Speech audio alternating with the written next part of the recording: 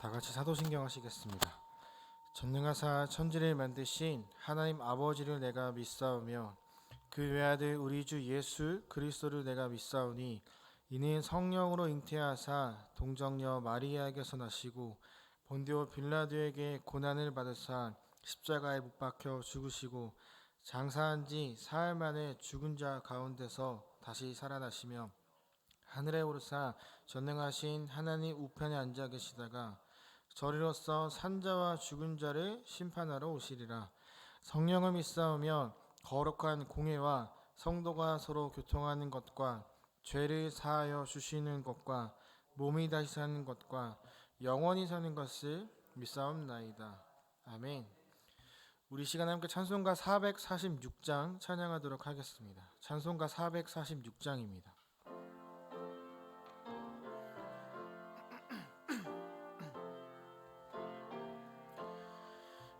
주님 성회는 참 기쁨 없도다. 날 사랑하신 주 늘 계시옵소서. 기쁘고 기쁘도다. 항상 기쁘도다. 나 주께 왔사오니 복 주옵소서.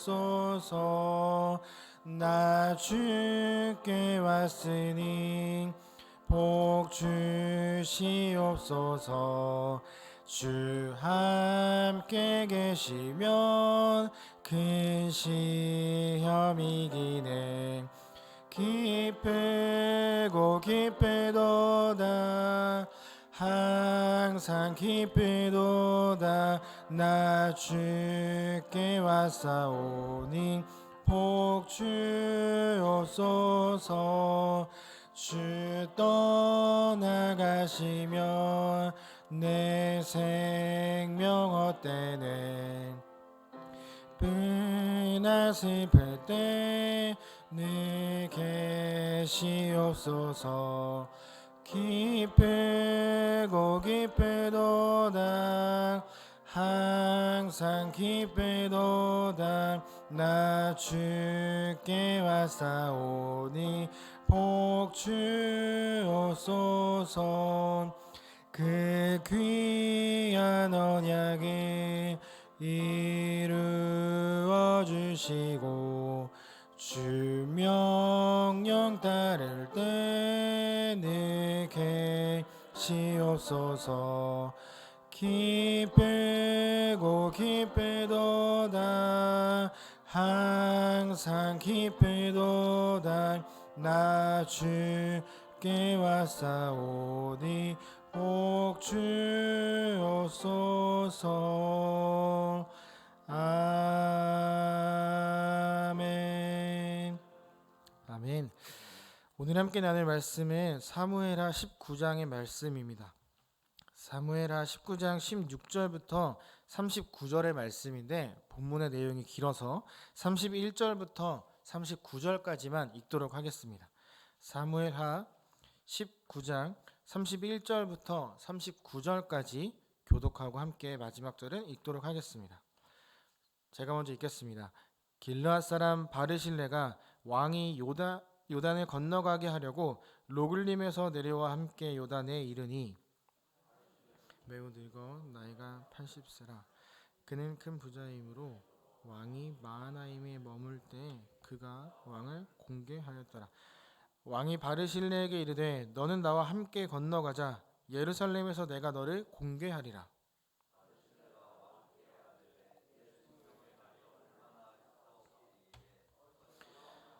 예루살렘으로 올라가리이까. 내 나이가 이제 80세라. 어떻게 좋고 흉한 것을 분간할 수 있사오며 음식의 맛을 알 수 있사오리이까. 이 종이 어떻게 다시 노래하는 남자나 여인의 소리를 알아들을 수 있사오리이까. 어찌하여 종이 내 주 왕께 아직도 누를 끼치리이까. 왕을 모시고 요단을 건너려는 것뿐이거늘 왕께서 어찌하여 이 같은 상으로 내게 갚으려 하시나이까. 청하건대 당신의 종을 돌려 보내옵소서. 내가 내 고향 부모의 묘 곁에서 죽으려 하나이다.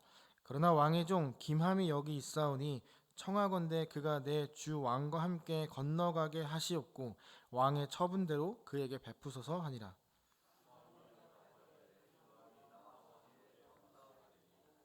내가 좋아하는 대로 그에게 베풀겠고 내게 구하는 것은 다 너를 위하. 우리 함께 읽겠습니다. 백성이 다 요단을 건너매 왕도 건너가서 왕이 바르실레에게 입을 맞추고 그에게 복을 비니 그가 자기 곳으로 돌아가니라. 아멘. 새벽예배 나오시면서 16분의 성도님께서 1,000번째 예물을 가지고 나오셨습니다. 오늘 본문은 원래 16절부터 읽어보면 이제 도망을 가던 다윗이 돌아오는 내용이 담겨져 있습니다. 이 왕의 귀환이 시작이 되자 사람들이 그 다윗을 보기 위해 몰려들기 시작을 합니다. 어제 말씀 나누었던 마지막 절 15절을 보면 길갈로 사람들이 모여들고 있음을 우리는 발견할 수 있습니다. 여러분, 길갈이 어떤 장소일까요? 이 길갈은 이스라엘에게 있어 정말 중요한 장소입니다.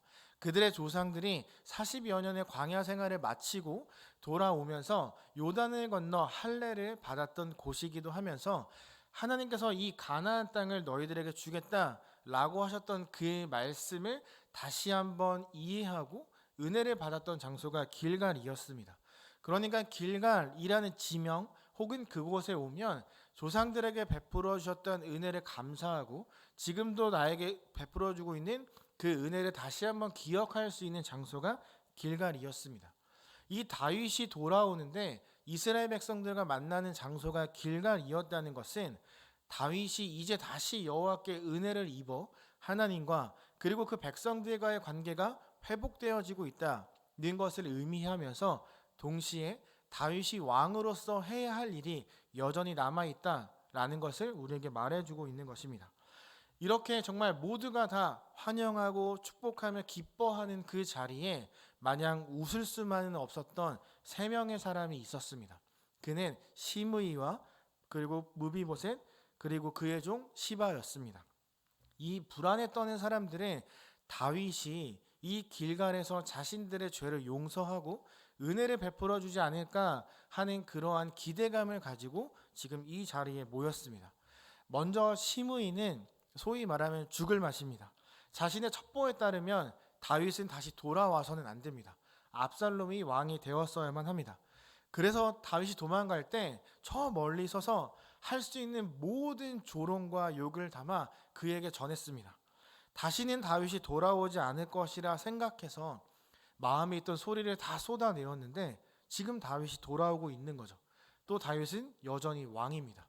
그러니까 자신의 목숨을 죽일 수도 있고 살릴 수도 있는 권한이 그에게 있기 때문에 시므이는 지금 죽을 맛입니다.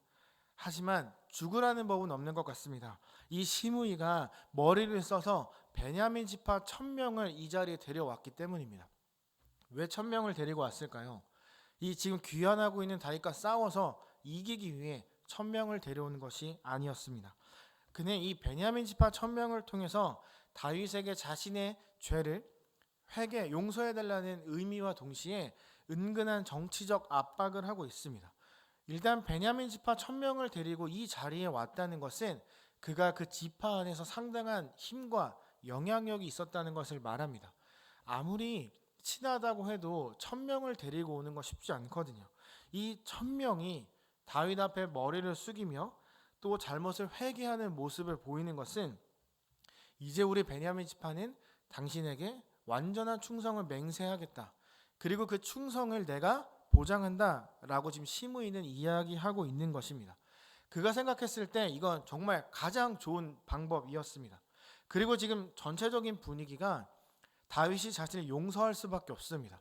모두가 환영하고 잘 돌아왔다라고 축하하는 그때 1,000명을 죽이게 된다면 다윗이 왕으로 돌아오자마자 그 권력을 휘두른다라는 이야기를 들을 수 있을 뿐만 아니라 이 하나님의 은혜를 기억하는 이 길갈에서 정말 큰 비극이 벌어질 수 있는 상황이었습니다.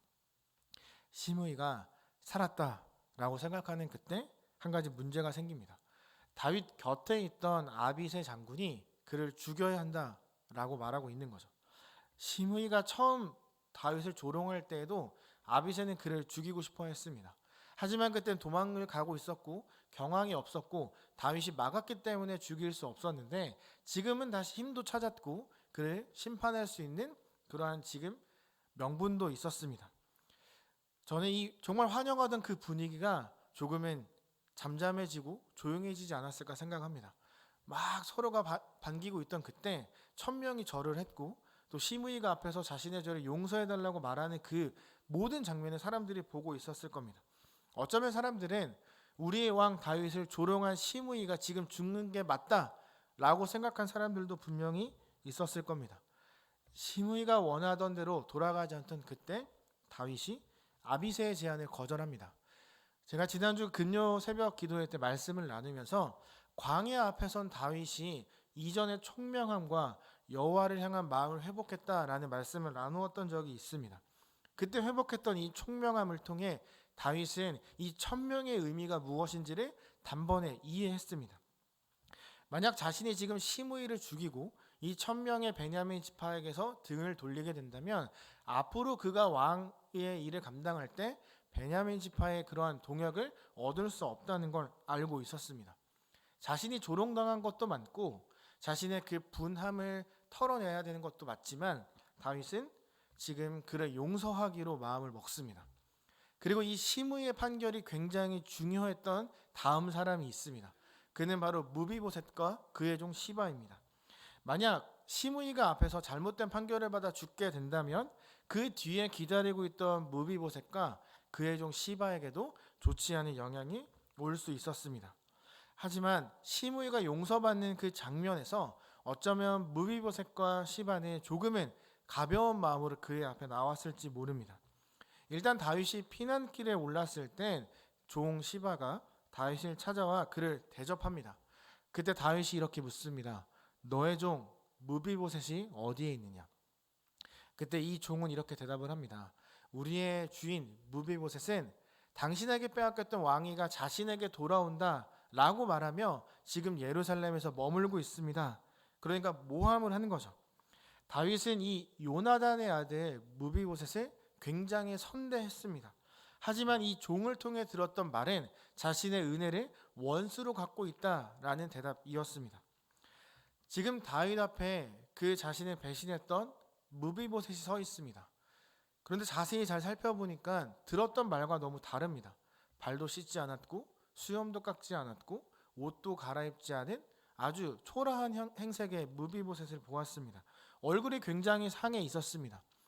알고 보니 무비보셋은 다윗이 떠난 날부터 평안히 돌아온 이날까지 다윗을 생각하며 아무것도 하지 않고 기다리고 있었다는 거죠. 씻지 않고 옷도 갈아입지 않았다는 건 다윗에게 나는 충성하고 있었다라는 것을 보여주는 것과 같습니다. 그리고 결정적으로 양 발을 저는 이 무비보셋이 다윗을 만나기 위해 약 30km나 되는 거리를 왔습니다. 정말 걷는 게 쉽지 않았던 그가 그 먼 거리를 왔다는 것은 그만큼 다윗을 사랑하고 존중하고 충성하고 있다는 것을 이야기합니다. 그 모습을 본 다윗이 묻습니다. 왜 나와 함께 피난길에 오르지 않았느냐? 그랬더니 그는 나의 종 시바가 나를 모함했습니다 라고 대답하며 모든 판결은 다윗에게 맡깁니다. 지금 이 무비보셋은 전 왕 사울의 손자입니다. 원래 사울 집안의 모든 사람들은 죽은 목숨과도 같았습니다. 왕권이 바뀌었고 새로운 왕이 등장했기 때문에 그 전에 있던 사람들은 쫓겨나거나 죽을 수 있었지만 다윗의 자비와 긍휼로 그들이 지금까지 살아 있었습니다.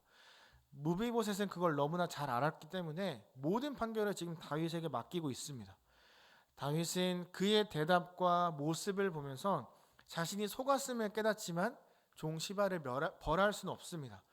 왜냐하면 그가 자신을 어려웠을 때 도와주었고 섬겨주었던 것은 사실이었기 때문이죠. 만약에 자신을 도와주었던 사람의 그 은혜를 자신이 벌로 갚는다라면 앞으로 그가 정의롭고 공정한 판결을 내리지 못할 확률이 높았습니다. 그래서 이 다윗은 둘을 함께 용서하며 종 시바에게 주었던 땅을 반반씩 나누어 가지라 라고 말합니다. 그런데 또 이때 무비보셋이 저는 그 땅은 필요가 없습니다. 왕이 돌아온 것만으로도 나에게 충분합니다 라는 고백을 하며 지금 여전한 충성을 보여주고 있습니다. 이 다윗 앞에는 이 시므이, 무비보셋, 시바 외에 오늘 우리가 함께 읽었던 바르실레라는 사람이 또 서 있습니다. 일단 바르실레는 매우 부자이면서 80세의 노인이었습니다. 도망가던 다윗을 정말 지극정성으로 섬겨주었던 사람입니다. 그리고 그가 지금 다윗이 이 강을 잘 건널 수 있도록 또 돕기 위해 약 80km나 되는 거리를 달려왔습니다. 다윗을 향한 지속적인 지지와 사랑을 보여줍니다. 이러한 바르실레의 모습에 다윗은 은혜를 갖고 싶었습니다. 그래서 그에게 예루살렘으로 함께 가자. 내가 너를 죽을 때까지 돕겠다, 섬기겠다라고 말을 합니다. 하지만 바르실레는 나이를 핑계 삼아 가지 않겠노라 말하면서 자신의 아들 김함을 데려가 달라고 요청합니다. 다윗은 너무나 아쉬웠지만 그의 아들 김함을 데리고 갑니다. 정말 그 흔들리던 지지 세력이 없던 다윗에게 바르실레의 이러한 도움은 정말 큰 도움이 되었습니다. 다윗은 김함을 데리고 돌아가 땅을 주었고 자신의 아들 솔로몬에게도 바르실레의 아들들을 선대해 주기를 나중에 요청합니다. 오늘 본문에는 다윗을 지지하지 않고 조롱하며 또 속였던 시므이와 또 시바, 그리고 다윗을 향해 변함없는 지지와 사랑, 충성을 보여주었던 이 무비보셋과 바르실레가 등장합니다. 우리가 삶을 살아가다 보면 나를 좋아해 주는 사람을 만날 때도 있고 이유 없이 나를 싫어하는 사람을 만날 때도 있습니다. 특히 나를 싫어하거나 좋지 않은 말을 하는 사람이 있을 때 우리는 그 이야기를 품고 생각하느라 스스로에게 더 많은 상처를 주기도 합니다. 괜히 속상하고 울적해지기도 하고 내가 잘못 살아왔는가 생각할 때도 우리에겐 있습니다. 내 마음에 상처를 준 사람을 자꾸 생각하다 보면 그 말들을 생각하다 보면 우리가 놓치게 되는 것들이 하나 있습니다. 그건 변함없이 나를 지지해주고 또 존중해주고 기도해주는 동역자가 있다는 것입니다. 상처되는 말과 행동이 너무 크게 다가온 나머지 나를 도와주고 섬겨주고 있는 정말 사랑스러운 동역자들이 눈에 들어오지 않게 되는 거죠. 사랑하는 제1가족 여러분, 혹 여러분의 마음을 힘들게 하는 사람이 있거나 또 상처 주는 말을 들었고 그것이 내 마음을 어렵게 하고 있다면 지금 이 순간 이 시간 기도할 때 그러한 것들에 우리가 주목하는 것이 아니라 그럼에도 내 옆에서 나를 사랑해주고 품어주고 지지해주고 기도해주고 있는 동역자들이 있다는 것을 생각하며 감사할 수 있기를 소망합니다. 어떤 상황에도 나를 포기하지 않고 모든 사람이 나에게 등을 돌려도 가장 든든한 지원자가 되어주시는 하나님이 계시다는 걸 꼭 떠올려 주시기를 소망합니다. 제가 여러분들에 비해 살아온 연수가 적긴 하지만 신대원에 다닐 때 참 많은 어려움들이 있었습니다. 원우회장을 할 때 학교 안에 정말 어려운 일들이 있었고 저를 지지해 주던 사람들이 돌아서서 저에게 정치적으로 어떤 접근과 또 많은 비난을 쏟아낼 때가 있었습니다. 정말 그 사람들은 1,400명의 전도사들 중에 소수였는데 정말 그들의 말이 너무 저에게 아프게 다가왔습니다. 그래서 지나고 나니까 그 소수의 사람보다 더 많은 사람들이 저를 위해 기도해주고 있었고 지지해주고 있었다는 것을 깨닫게 되었습니다.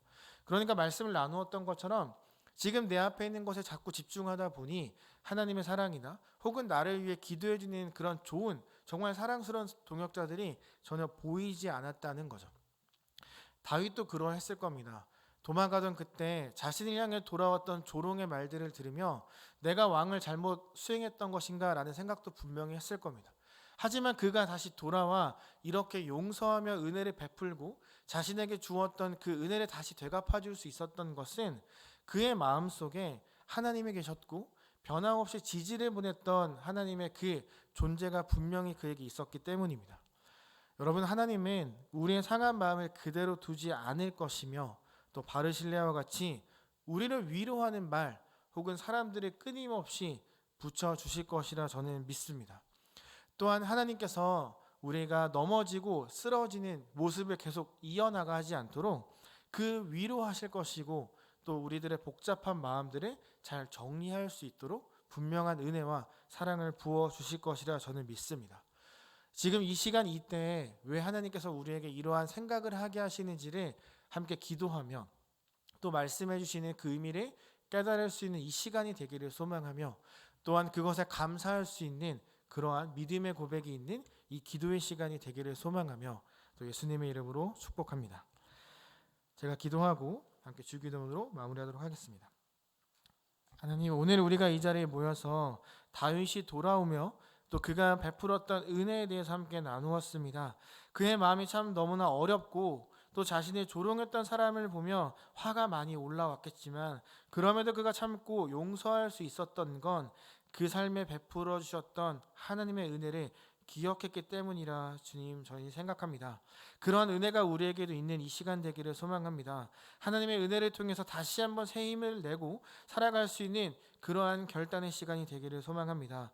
우리에게 하나님께서 변화원의 지지를 보내주시고 또는 우리를 위해 기도해주는 귀한 동역자들이 있음에 감사하는 귀한 시간 되기를 소망하며 또한 이 자리에 나올 때 귀한 예물을 들고 나온 모든 성도님들에게 더 많은 감사와 더 많은 복을 내려주시기를 간절히 소망하며 사랑이 많으신 예수 그리스도의 이름으로 기도합니다. 아멘. 하늘에 계신 우리 아버지여, 이름이 거룩히 여김을 받으시오며 나라에 임하옵시며 이루어지니이다. 오늘날 우리에게 일용할 양식을 주옵시고 우리가 우리에게 죄 지은 자를 사하여 준 것 같이 우리를 시험에 들게 하지 마옵시고 다만 악에서 구하옵소서.